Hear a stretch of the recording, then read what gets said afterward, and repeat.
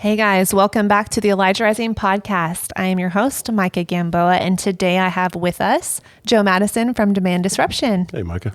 We're super glad to have you. We're going to be talking today specifically about the role of technology and AI and VR specifically, coming down the pike, especially as it relates to buyers' behavior. So I know you have a lot to say about that. If you guys are more interested in Joe and his organization, Demand Disruption, you can check us out on multiple podcasts. He's been a guest on several, so I'm not going to reintroduce you to our audience. You're not calling me retread. We just move into the questions. Yeah. No one needs to know. Just roll right in. They've been amazing. So let's just jump right in. Yeah. Okay. So, in our culture, we have been seeing a lot of noise, right, about the advent of AI. Yeah. We kind of knew it was coming, but for those of us who buried our head in the sands or maybe don't know what's going on, we see a lot, especially in the realm of pornography. So AI as it relates to pornography and VR. Yeah. Can you educate our listeners a little bit on what you see happening now and maybe where you see it headed in the future? Yeah. If we think about it, AI, actually, the subject matter in Hollywood movies has been around for a long time. Yeah. I go back to the 50s, actually. There was robots and things that were humanoid, whatever. And so we see it in Hollywood. Now we see it in our real life. Art imitates life, and in this case, kind of backwards. As we see AI really start to reap benefits in technology, information, education, healthcare, it's just like anything. It's a tool or it's a weapon. And pornography has always really pushed the technological industry in different ways. And that sounds weird to say, I know, but the point of reference going all the way back to VHS cassettes. The only reason you know what a VHS cassette is, and we don't call them Betamax, is because the porn industry preferred VHS and killed that technology, right? It's true. Laserdisc was actually the first thing that was really pushing that was more content, better resolution, and the porn industry was right at the head of that. Now let's take that to this thing called the internet. Same thing. The need for video content, because that's where their customer base was going to be the most responsive, pushed high-speed internet. And so as we see this, and now we see AI, we're seeing that same influence. AI's technology is going to be applied throughout pornography, and has been, and currently is. But unfortunately, I think we really scratched the surface. Yeah. And what I mean by that is we see simulations of videos, but we haven't even gotten to the tough morality questions. Wait, that's not a human being, so why am I bound by the things that I shouldn't be able to do legally with a human being? Why do I need consent? Why can't I have this portrayed and it be considered graphic or whatever? Why can't I have a child's image in this video? The threat that AI poses is something that can't even be covered in a podcast, but it can be understood to be the cause and effect of being able to leverage this legality when we take the human being out of it is going to open the floodgates for so many other things that are going to cause ripple effects and issues in the work that we do. Yeah, I would totally agree. And, we are of the same mind, and I know many of our colleagues are, that pornography drives demand for sex trafficking for real humans, right? Question. And so if we're talking about the use of AI in pornography, just like you said, it could be a child. Maybe it's not even a child. Maybe it's an adult, right? But there's no requirement for consent anymore. You can act out elements of harm, which we already see in pornography being completely mainstream, misogynistic behavior, violence, and even torture. So how much more whenever you remove any type of kind of limitations of a human, objecting, right? And you remove that. And so now we're talking about all systems go, essentially, right? The things that may have held people back a little bit in a sense or restrained them now are removed. Yeah, and to each their own, right? What's the big deal? It's none of your business. Y'all aren't the sex police. All the things we've heard, and we understand. God knows we do not want to be the sex police.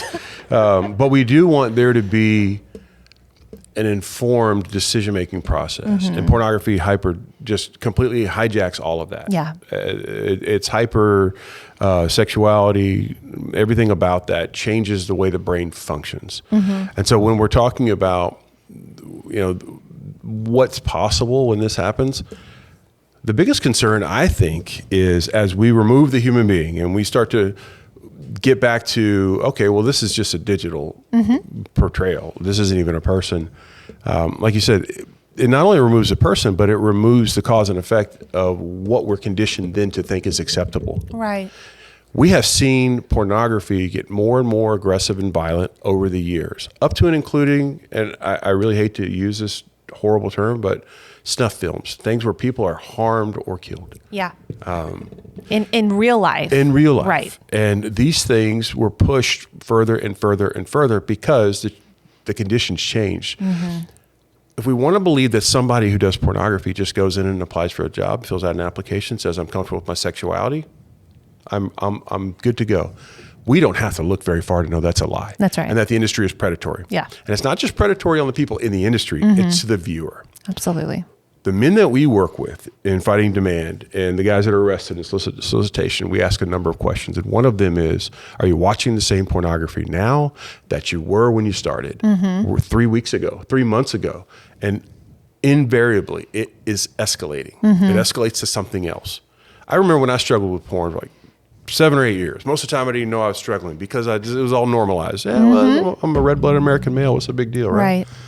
I would see things that would pop up. And I'm like, nope, off limits, awful. Now, I never really got into some deep, dark hole, but it's there. And the minute we talk to her, like, I never really would have thought I would have ever paid somebody for sex. And I never thought of it connected to human trafficking. I never thought, it's not good for business to make that connection. AI is going to amplify that to an almost immeasurable amount.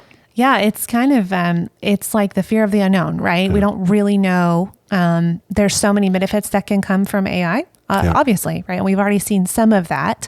We haven't fully tapped into the complete expression of what that could be, but we've also seen there can be immense harm. And I think we have to bring it right alongside concurrent with conversations that we're having in our culture right now about sex and sexuality. Removing any judgment, personal opinion, anything. Let's just jump over to the psychiatric and healthcare world. We see conversations now about people saying, well, pedophilia is really not even a decision.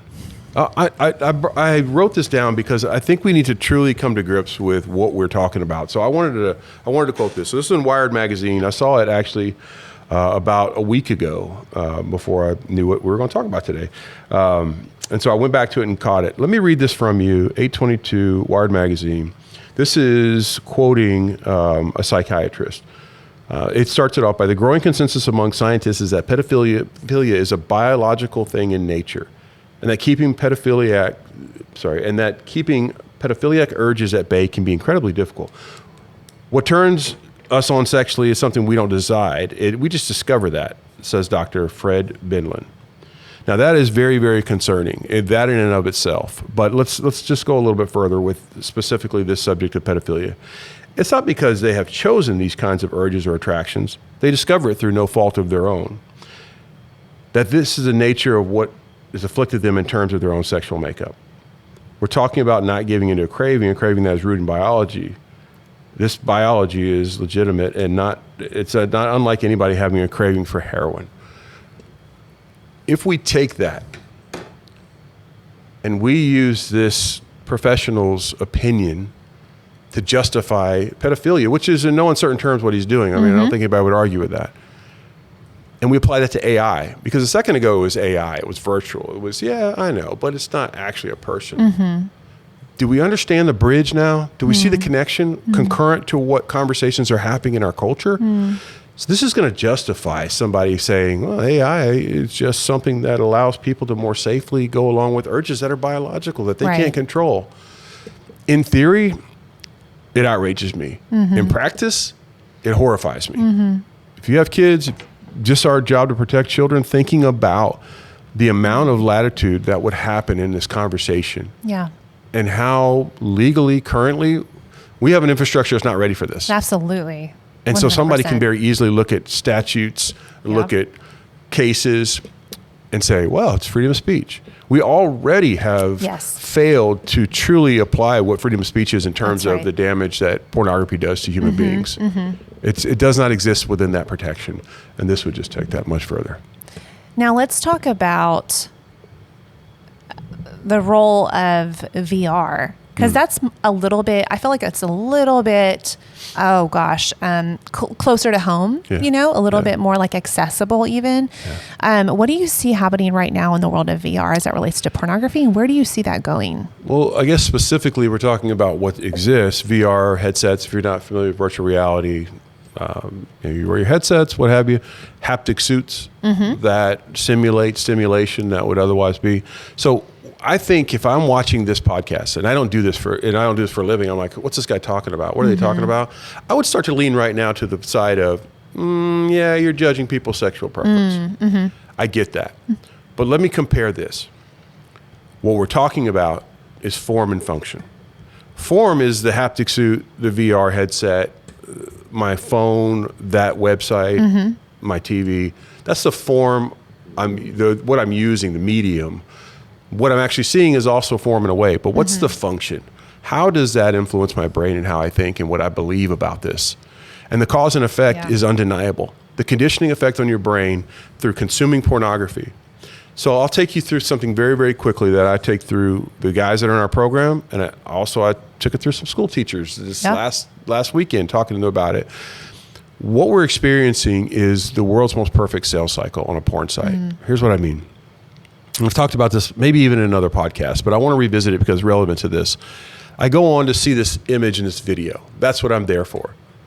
Okay, I watch that.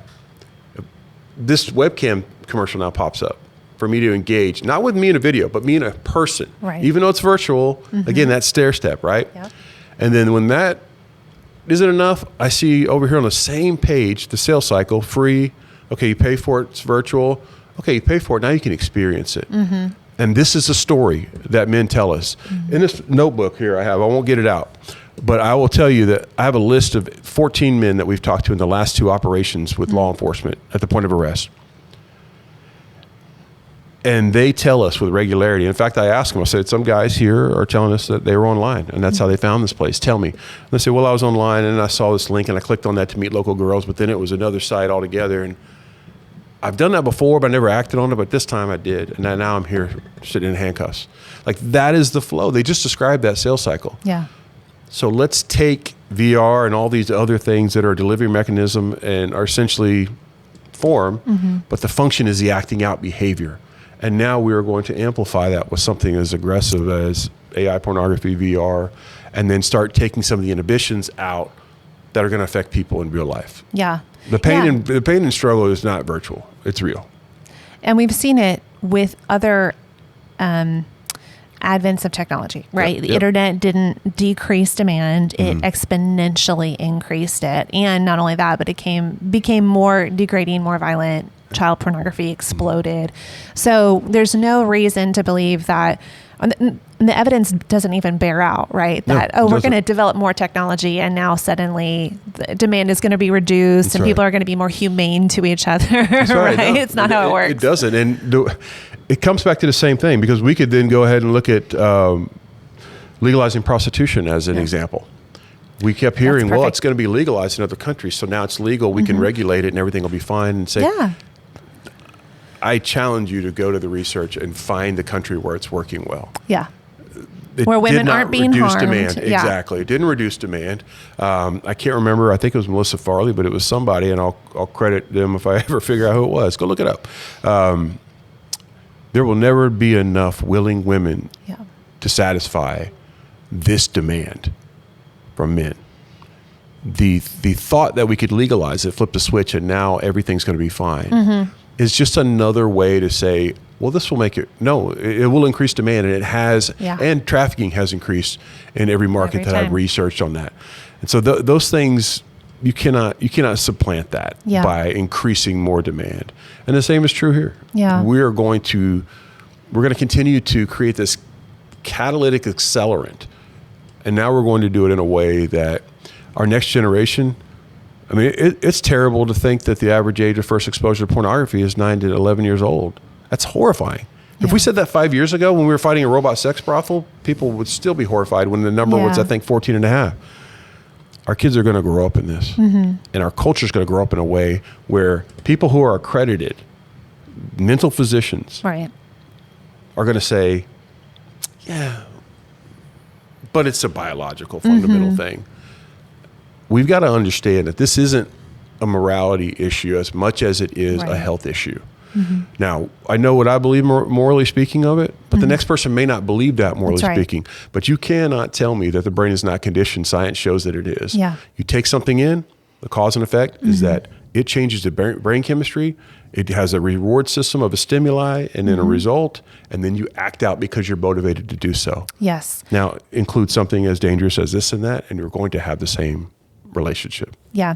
And not only do you need more pornography, more deviant pornography, right? So in that way, your brain is changing, but it also works to decrease your executive functioning or the users, right? So whoever's watching pornography, it changes that part of your brain. So, impulse control, long-term planning, empathy for other people. I mean, those are real harms that if we even take out the morality piece or the harm of the women or children being filmed, and the pain and torment that causes, right? If you just look at the buyer, if you just look at the user's experience and you look at their long-term effects, and you mentioned ED earlier, I mean, we're seeing a range of not just psychological effects, but biological effects where it is harming their interpersonal relationships, their ability to work a normal job. Just basic life functioning. And they're not informed consumers. They don't understand that's where they're going. They don't understand the cost. There are things in life you can't control. Literally right now, there's a trash can, a trash truck. If you can't see it in the shot, yeah, of course it is. We can't control that. We can control how we respond to it. Whenever you're going into this sales cycle and you're consuming pornography, and I'm taking it as a personal challenge to be louder than that truck. And I'm winning. Am I not? I'm winning. If you're able to really bring that mentality to this, you start to really understand this is not an informed consumer base. That's right. The porn industry does not care about the consumer. It does not care about the person in the scene. You are a match. As soon as you're used up, you're thrown away. There's there's millions more in the box. That's right. We are talking about what is that uninformed decision making and what are the consequences that person alone and their family are left with. Yeah. It's not only irresponsible, it really is, if you look at it, it's a tragic trap that even the porn industry, they know that they have psychologists working in their industry.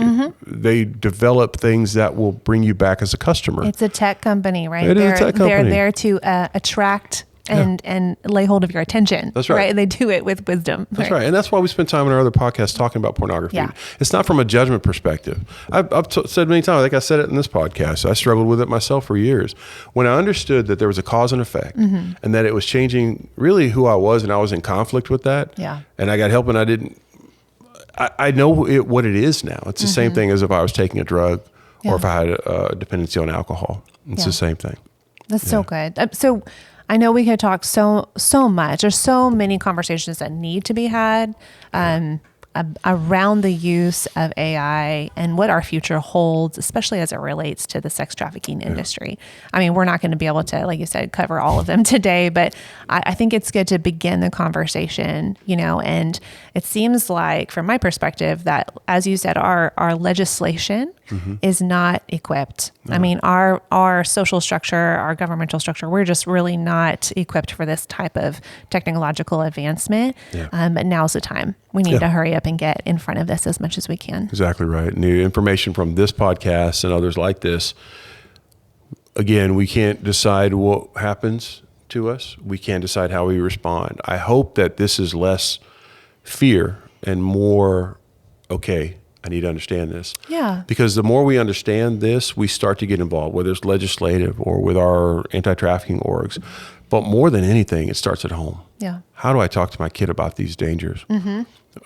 Deep fakes, revenge porn, all of that is already happening. Absolutely. AI is going to accelerate that. Yeah. We have to understand what it is to put ourselves in harm's way, because harm doesn't look like it used to. And when we're able to communicate that to our kids and each other, for that matter, and have empathy and vulnerability when we do it, that is how we start to understand and how we beat this thing. That's the most proactive thing we can do right now. No, that's really good. Yeah, it starts at home, starts in your sphere of influence. I mean, those are things that you can do today, this afternoon, right? That's right. We are so thankful for you and for the awesome. work that you guys are doing.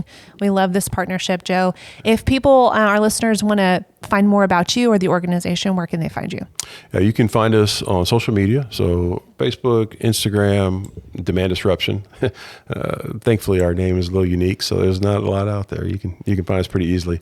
And our website is demanddisruption.org. We're actually working on something pretty exciting, Disruption University. So a lot of things that we're talking about are in the works. We hope to roll that out where people can take a deeper dive on specific subjects. Awesome. So as we continue to work toward that, it'll be exciting. But yeah, take today, take information that you gather. Don't be afraid, be prepared, and do the work. Go to ElijahRising.org, come to our website, and start to do the work to understand it. Yeah, that's so good. Thanks, Joe. We really appreciate you.